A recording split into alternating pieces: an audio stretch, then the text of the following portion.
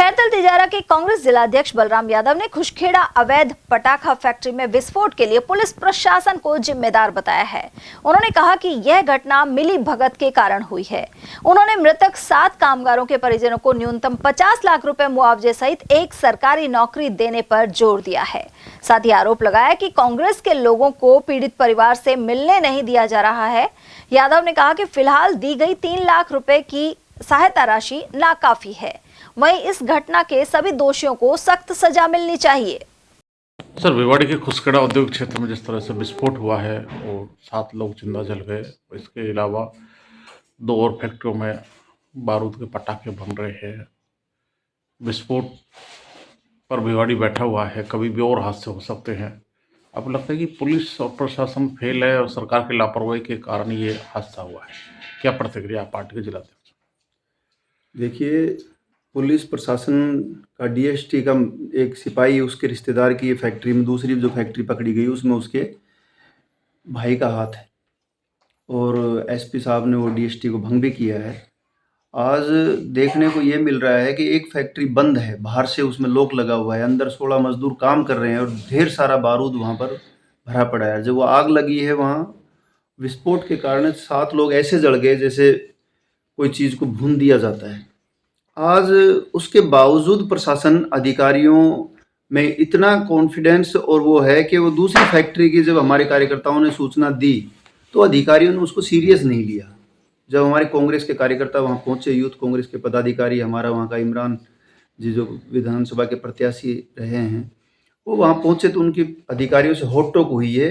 अधिकारी ये शो करना चाह रहे थे कि ये फैक्ट्री के ऊपर कांग्रेस के पदाधिकारी ज़बरदस्ती आ रहे हैं। ऐसे मामलों में प्रशासन लापरवाही बरत रहा है। बंद फैक्ट्रियों में विस्फोटक बनाए जा रहे हैं। किसी फैक्ट्री में किसी और नाम से लाइसेंस लिया हुआ है और उसमें विस्फोटक बनाए जा रहे हैं। इसका मतलब तो प्रशासन की मिलीभगत है उसमें। अभी मेरे पास सुबह किसी व्यक्ति का फ़ोन आ रहा था जो बिहार से आए हुए हैं, जो जिन मृतकों के जो आश्रित हैं, उनके जो परिजन हैं वो आए हुए हैं। उनको प्रशासन ने एक बेसमेंट में रखा हुआ है, गेस्ट हाउस में, किसी से मिलने नहीं दे रहे। वो हमसे मिलना चाह रहे हैं। उन्होंने मैसेज भी दिया है कि हम कांग्रेस के नेताओं से मिलना चाह रहे हैं, जिन लोगों ने हमारी पैरवी की है, जिन लोगों ने हमारा ज्ञापन दिया है मुआवजे के लिए, उनसे मिलना चाह रहे हैं। 7 जो व्यक्ति डेथ हुई है जिनकी, उनके परिजन सारे के सारे भिवाड़ी बैठे हुए हैं। प्रशासन ने उनको अपने कब्जे में रख रखा है और वो हमसे मिलने नहीं दे रहे। इसका मतलब 3-3 लाख रुपए मुआवजा देकर के इतिश्री कर दी। 3 लाख रुपए में आदमी के फ्रैक्चर ठीक नहीं होता और एक परिवार का एक कमाने वाला व्यक्ति चला गया जिसकी डेड बॉडी पहचान में नहीं आ रही। एफएसएल रिपोर्ट से उनकी डेड बॉडी पहचान में आएगी। इस तरह की ये राजस्थान में बीजेपी सरकार है, इसमें सब जगह भ्रष्टाचार है और भ्रष्टाचार इस तरह तक है कि उन फैक्ट्रियों में, बंद फैक्ट्रियों में विस्फोटक बनाए जा रहे हैं और प्रशासन के कान पे जू नहीं रेंग रही है। कल हमने एडीएम को ज्ञापन दिया है और मांग की है कि जो मृतक हैं वो चाहे कहीं के भी हों, राजस्थान के हों, बिहार के हों, हरियाणा के हों, कहीं को भी हों, जीवन सभी का एक है, एक समान है। उनको 3 लाख से पार नहीं पड़ेगी। कम से कम 50-50 लाख रुपए उनको मुआवजा दिया जाए। जो एम्स में भर्ती पेशेंट हैं उनको भी मुआवजा दिया जाए, क्योंकि अब वो कमाने खाने लायक नहीं बचे हैं।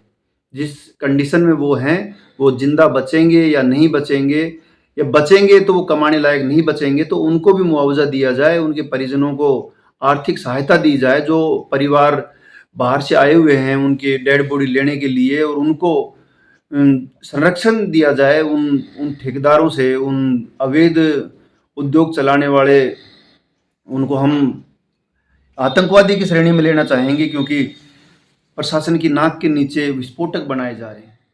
उधर अमेरिकी डील पर भी बलराम यादव ने सवाल उठाए हैं।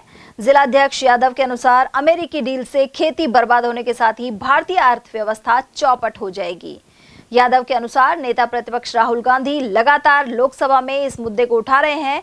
ऐसे में मोदी सरकार उन्हें लोकसभा से बाहर करने और उनके चुनाव लड़ने पर रोक का षड्यंत्र रच रही है। यादव के अनुसार भारत के प्रधानमंत्री अमेरिकी दबाव में हैं, इसी कारण विरोध के बाद भी अमेरिका के साथ डील की जा रही है। केंद्र सरकार एपिस्टिन फाइल को दबा करके जो बड़े बड़े डील कर रही है, ट्रेड डील में जो अमेरिका के साथ समझौते किए हैं, वो सिर्फ प्रधानमंत्री जी को बचाने के वादे किए गए हैं। प्रधानमंत्री जी को बचाने के लिए ये ट्रेड डील चल रही है, जो किसान के लिए बहुत ही नुकसानदायी है, जिस पर हमारे कांग्रेस के प्रतिपक्ष नेता राहुल गांधी जी ने जिस प्रकार से आरोप लगाए हैं प्रधानमंत्री के ऊपर, जिस प्रकार से खुलासा किया है एप्स्टीन फाइल का, जिस प्रकार से नरवणे की किताब का खुलासा किया है, इनको लेकर के ना जो ट्रेड डील चल रही है, प्रधानमंत्री की इमेज को बचाने के लिए किसान को मारने का काम केंद्र सरकार कर रही है। और किसान के सोयाबीन की खेती, कपास की खेती, ये जो सारी खेतियों को लेकर के ना जिस प्रकार से अमेरिका से एक तरह के ब्लैकमेल होकर के ना किसान को मारने का काम भाजपा सरकार कर रही है, उसमें देश में एक बुलंद आवाज के रूप में राहुल गांधी जी गरज रहे हैं और आम आदमी की आवाज उठा रहे हैं। जिस प्रकार से आपने देखा होगा पार्लियामेंट के बाहर केंद्रीय मंत्री के साथ उन्होंने डिबेट करने की बात की थी और केंद्रीय मंत्री भाग गए वहां से छोड़ करके ना। इसका मतलब राहुल गांधी जी अपनी जुबान के पक्के हैं और देश के उस हर हालात पर फोकस रखते हैं जिसको लेकर के भाजपा सरकार ने आंखें मूंद रखी हैं। भाजपा सरकार गरीब गुरबे की पार्टी नहीं है, भाजपा सरकार उन उद्योगपतियों की पार्टी है जो देश को खरीद रहे हैं और अमेरिका के साथ ब्लैकमेल होकर के ना प्रधानमंत्री जी देश के गरीबों के साथ, देश के किसानों के साथ अन्याय कर रहे हैं। सर, देश के पूर्व प्रधानमंत्री लाल बहादुर शास्त्री ने जिस तरह से नारा दिया था जय जय जवान जय किसान, अब राहुल गांधी किसानों से मिल रहे हैं और पूर्व सैनिकों से मिल रहे हैं और मजदूरों से भी मिल रहे हैं, उनके संघों से, उनकी यूनियनों से मिल रहे हैं। आपको लगता है कि राहुल गांधी जो जवान और किसान और मजदूरों के लिए उनकी समस्याओं को समझ रहे हैं और लोकसभा में उठा रहे हैं और उनकी हक की लड़ाई लोकसभा में लड़ रहे हैं? देश में विपक्ष की बुलंद आवाज है राहुल गांधी जी। उन्होंने जिस प्रकार से आम आदमी तक पहुंचने का काम किया है, बीजेपी सरकार ने जैसे उनको 56 घंटे ईडी के पास बैठाए रखा और उनको ब्लैकमेल करने का प्रयास किया कि हम आपको जेल में बंद कर देंगे, लेकिन राहुल गांधी जी के वंशज हैं। उन्होंने जो आवाज उठाई है, आम आदमी की आवाज उठाई है, जो भारत जोड़ो यात्रा निकाली है, न्याय यात्रा निकाली है, उनसे उनको देश की भौगोलिक स्थिति का, देश की हकीकत का रूबरू होने का मौका मिला है। और उसी का नतीजा है कि आज देश में भाजपा सरकार हाशिए पर है। उसने देश के गरीब व्यक्ति को, देश के मजदूर व्यक्ति को, देश के किसान को, देश के कर्मचारी को खत्म करने का काम किया है सिर्फ 2 व्यक्तियों के लिए। उन उद्योगपतियों के लिए नरेगा खत्म कर दिया। राहुल गांधी जी ने सबसे पहले आवाज उठाई थी कि देश की सबसे बड़ी रोजगार की रीढ़ की हड्डी मनरेगा है, मनरेगा को भाजपा सरकार खत्म कर रही है।